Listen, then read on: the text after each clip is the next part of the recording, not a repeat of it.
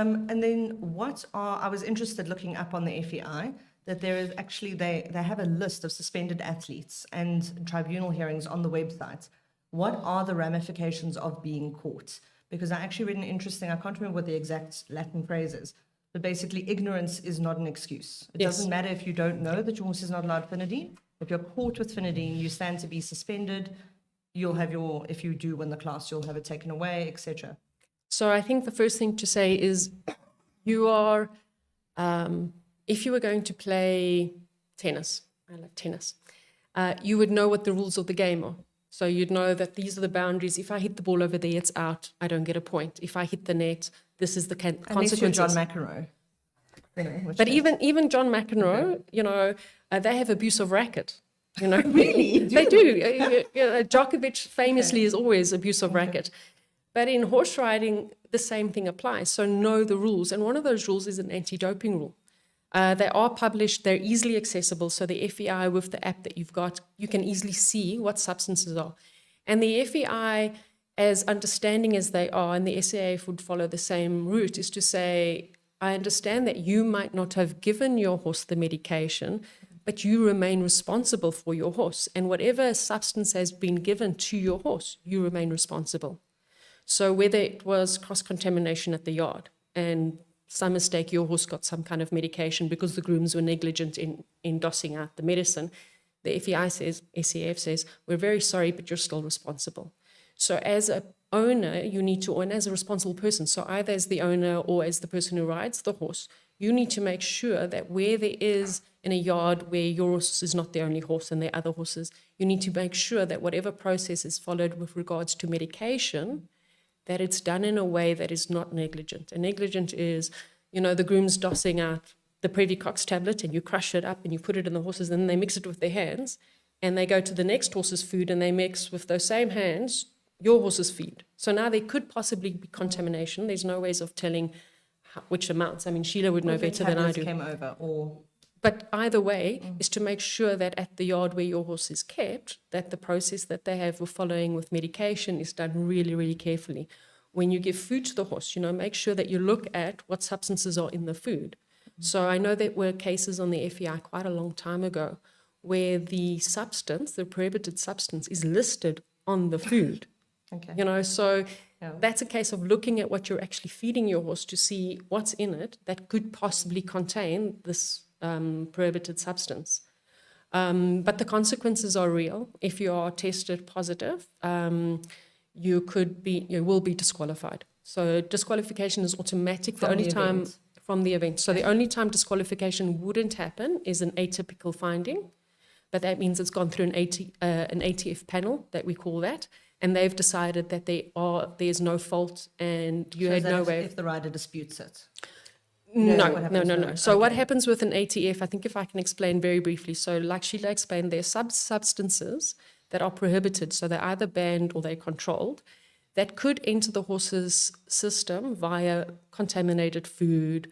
So synephrine was one of them. I know caffeine is another one that's a specified substance. And often caffeine is found, I think, is it in molasses or coffee or it's possible for it to actually Janine get and into Sheelagh, I know both of your horses, and I can't imagine ever giving any of them caffeine willingly. I mean, it's just a terrifying thought, I'm just saying. Yes. So those specified substances, what would happen then is if your horse tested positive for a specified substance, you would get a notification to say that your horse is tested positive for a specified substance. You need to explain to us how this horse got Zilpatrol, or how this horse got caffeine, or how it got synephrine. So in the case with the vaulting and the show jumping and that, they all tested their grass. All their grass tested positive for synephrine, so it was quite easy to determine that. Then goes, yeah? I'm just going to say with the Zilpatrol, we had one, and then suddenly the National Horse Racing Authority had a whole lot, and they put it out and warned everybody that maybe there was some contamination. And that's where they backtracked and they found the truck and what had happened. Okay. So it's the FEI or the SAF would initiate that atypical finding, realizing that it is atypical, and they'd send it to the atypical panel. And they then would investigate and finally decide this is atypical, so it's no fault, no negligence, and withdraw the case or proceed with the case. Okay. as the So case may yeah, be. so if the panel finds that it was an atypical finding, so an out of the ordinary finding, they would then say, and then there would be no consequences. It's as if the drug test had never happened. Okay. So there's no disqualification, no elimination, none of that happens. If, however, the ATF panel says, no, this is actually an adverse analytical finding, it then follows the next step, which And happens what is to... an adverse analytical? So an adverse analytical says, well, it's just a term to say that it's not an ATF, which means now there is an automatic disqualification that happens of the results on that day. prohibited therapeutic substance. It's either, well, a prohibited substance is actually either banned or controlled. So if you look at the FEI's list, they're all prohibited substances. okay. And under that, you would either have a controlled substance or you would have a banned substance. So as Sheelagh was explaining what the difference is between banned and controlled.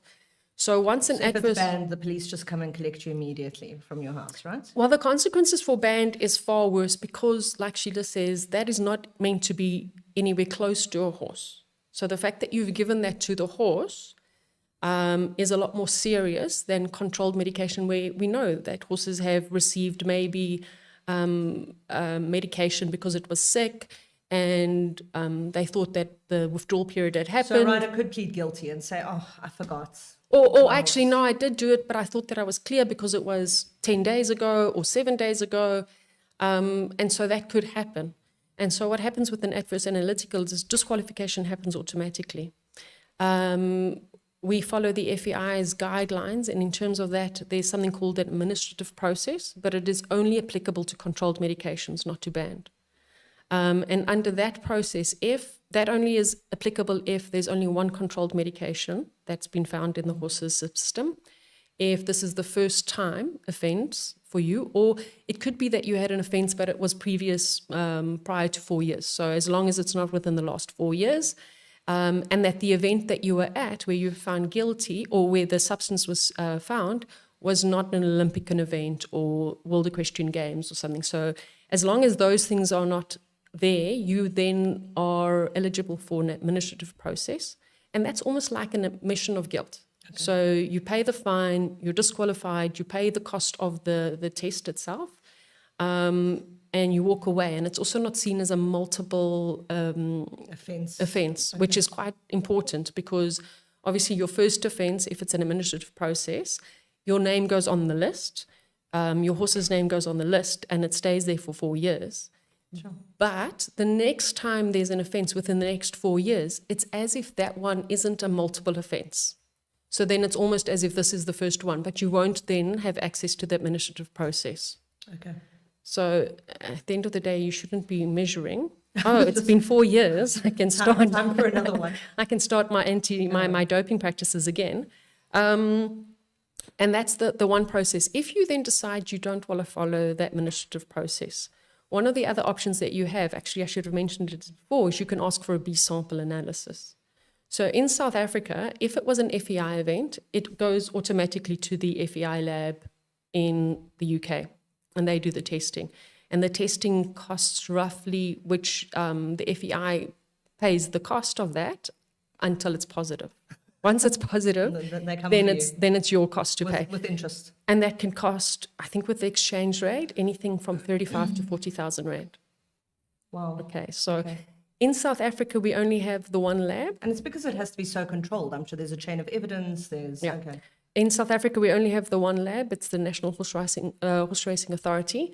If you, on a South African event, then say, well, I want my B sample tested, it can either get tested again by the National Horse Racing Authority, or you may decide to then send it to the UK, which means then you're going to be paying 40,000 rand to get it to the UK to have it tested.